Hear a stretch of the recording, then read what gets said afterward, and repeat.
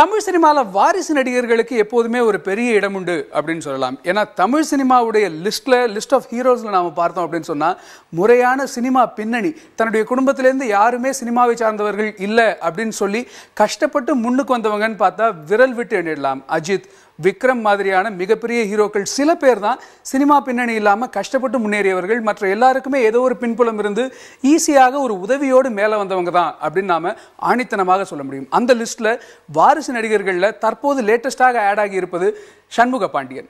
Captain விஜயகாந்தின் மகன் சகாப்தம் திரைப்படம் மூலமாக ஹீரோவா அறிமுகமாக இருக்கிறாரு. சகாப்தம் திரைப்படத்தை பற்றியும் இன்னும் நிறைய விஷயங்களை பற்றியும் நம்ம கிட்ட பேசியிருக்கிறார். அந்த பேட்டியை இப்போ பார்க்கலாம். முதல் படம் அப்படின்னா ஒரு பயம் இருக்கும், நர்வஸ்லாம் இருக்கும். உங்களுக்கும் அதே மாதிரி தான் இருந்தால்? இல்லை நான் வந்து அப்பா நடித்த படம் நிறைய பார்த்துருக்கேன், எனக்கு அதனால் அந்த பிளட்லேயே இருக்கிறதுனால அந்த பயம்லாம் எனக்கு இல்லை அப்படின்னு சொல்ல போகிறீங்களா?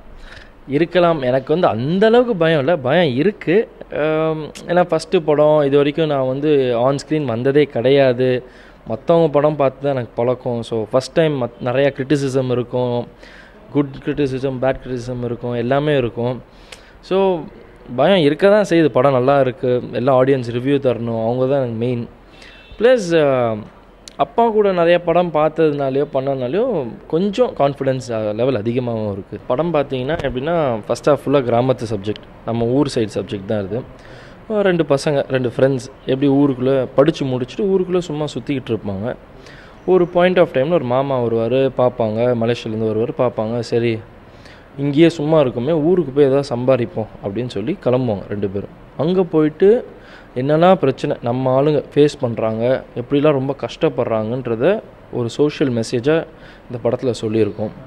வேறு படத்தில் நிறைய இன்ஸ்டன்ஸ் இருக்குது. எப்படின்னா நான் ஃபைட் சீக்வன்ஸ் வந்து ஒரு இம்பார்ட்டன்ட் ஃபைட் சீக்வன்ஸ் இருக்குது. மொட்டை மாடியில் பைக்கை வச்சு ஒரு ஃபைட் சீக்வன்ஸ், அது வந்து புதுசாக இருக்கும், யாரும் இது வரைக்கும் பண்ணதில்லை. கேச்சா மாஸ்டர் பண்ணியிருக்காரு. அப்புறம் ஒரு போட் சேஸ் சீக்வன்ஸ் இருக்குது. அது ஆக்சுவலி நடு கடலில் போய் ஷூட் பண்ணோம். ஆல்மோஸ்ட் எல்லா போட்டும் கவுற நிலைமைக்கு வந்துச்சு. அது கொஞ்சம் ரிஸ்கியானது, ஆனால் நல்லா இருந்துச்சு, டிஃப்ரெண்ட்டாக இருந்துச்சு எக்ஸ்பீரியன்ஸ். ஸ்டார் ஹீரோவோட பையன் அப்படிங்கிறதுனால வந்து களத்தில் பார்த்தீங்கன்னாக்கா நிறைய டேரக்டர்ஸ் சொல்ல முடியாது. அப்படிலாம் இருந்தாரா, இல்லை வந்து ரொம்ப கம்ஃபர்ட்டாக ஃபீல் பண்ணிங்களா? அவர் என்ன கேட்டாரோ கொடுத்தீங்களா? எந்தெந்த இடத்துல உங்களுக்கு கஷ்டம் இருந்தது?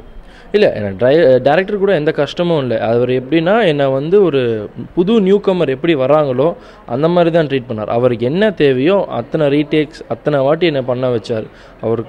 அவரோட என்ன தேவையோ அது அவுட்புட் கிடச்ச உடனே தான் அவர் அது இதே பண்ணார், ஓகே டேக் பண்ணார். ஓப்பனிங் சாங் பார்த்தீங்கன்னா கிட்டத்தட்ட 1000 டான்சர்ஸ் கிட்ட வச்சு ஒரு ஓப்பனிங் சாங் பண்ணியிருந்தாங்க, திருவிழா சாங் மாதிரி.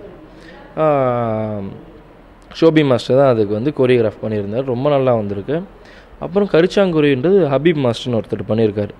அவர் எப்படின்னா ஒரு தோப்புக்குள்ளேயே வச்சு டிஃப்ரெண்ட்டாக மரத்தை பெயிண்ட் பண்ணி கோழியை வச்சு அந்த மாதிரி டிஃப்ரெண்ட்டாக பண்ணது.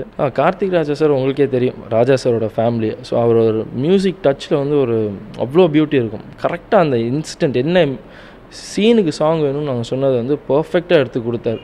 நாங்கள் ஓகே இது இல்லை கொஞ்சம் மாற்றுங்க, கொஞ்சம் இது பண்ணோம். அவர் வந்து சலிக்காமல் கொள்ளாமல் உடனே ஒர்க் பண்ணி நாங்கள் என்ன ஆசைப்பட்டோமோ அதை அப்படியே அவுட்புட் கொடுத்துருக்காரு.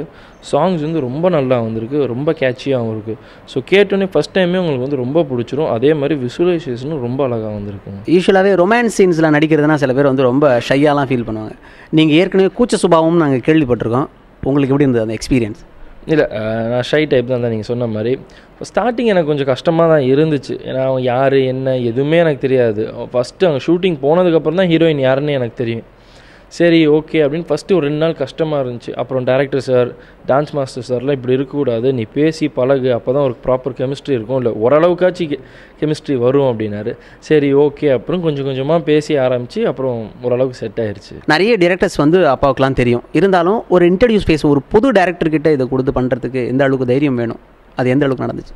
இல்லை, உங்களுக்கே தெரியும். ஏன்னா அப்பா வந்து நிறையா பேர் அவரோட இதில் வந்து நிறைய புது டேரக்டர்ஸ், புது ஹீரோஸ் நிறைய பேருக்கு சான்ஸ் கொடுத்தாரு. அதே மாதிரி தான் எனக்கும் அப்பாவுக்கும் எனக்கும் எப்படின்னா கதைக்கும் கேரக்டருக்கும் ஒரு ப்ராப்பர் வெயிட்டேஜ் இருந்தால் யாராக இருந்தாலும் படம் பண்ணலான்னு தான் ஒரு மைண்ட் செட்.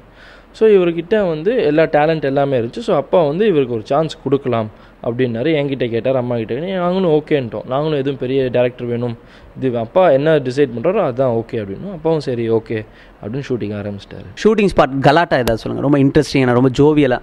நானும் ஜெகன் சார் வந்து பைக் வச்சுட்டு மலேசியா சுற்றிட்டு இருக்க மாதிரி ஒரு சீன் வரும். அப்போது நாங்கள் வந்து ஹெல்மெட் போட்டோம். எங்கள் 2 பேர் ஃபேஸ் தெரியாது, நாங்கள் ஹெல்மெட் போடலை. நாங்கள் போயிட்டே இருக்கோம், முன்னாடி கேமரா போயிட்டுருக்கு. ஒரு பாயிண்ட் ஆஃப் டைமில் கேமரா போயிடுச்சு. நாங்கள் சிக்னல் கிட்ட கிராஸ் பண்ணோம், போலீஸ்காரன் பிடிச்சிட்டான். நாங்கள் எவ்வளோ பேசுகிறோம், நாங்கள் பேசுகிறது அந்த ஆளுக்கு புரியல, அவர் பேசுகிறது எங்களுக்கு புரியல. நாங்களும் சொல்லி பார்த்தோம், புரியல. ஜெகன் சார் இதில் பிளாட்ஃபார்மில் உட்காந்துட்டார். நானும் கொஞ்சம் நேரம் பேசினேன், என்னாலையும் முடியல. அப்புறம் நாங்கள் 2 பேர் பிளாட்ஃபார்மில் உட்காந்துட்டோம். அந்த சைடில் போன இந்தியன்ஸ் ஆல்மோஸ்ட் எல்லாருமே எங்களை அக்யூஸ்ட் மாதிரி பார்த்தாங்க. ஏன்னா பைக் இருக்குது, நாங்கள் கீழே உட்காந்துருக்கோம், போலீஸ் நிற்கிறாங்க. அது வந்து சரியான எக்ஸ்பீரியன்ஸ் எங்களுக்கு. அப்புறம் ஆளுங்க வந்து பேசி, இல்லை இந்த மாதிரி மூவி ஷூட் பண்ணுறோம் அப்படின்னு எல்லாம் பேசி லெட்டர் காமிச்சு கூப்பிட்டு போயிட்டாங்க. அப்பாவோட ஒர்க் பண்ணது வந்து படத்தில் ரொம்ப ஸ்பெஷல் மூமெண்ட் எனக்கு. ஏன்னா அப்பா வந்து கிளைமேக்ஸில் வராரு, அவர் கூட ஒரு ஃபைட் இருக்குது, நானும் அவரும் சேர்ந்து. ஸோ இது ரொம்ப ஸ்பெஷல் மூமெண்ட் எனக்கு. ஏன்னா நிறைய பேர் வந்து பண்ணணுன்னு ஆசைப்பட்டாங்க.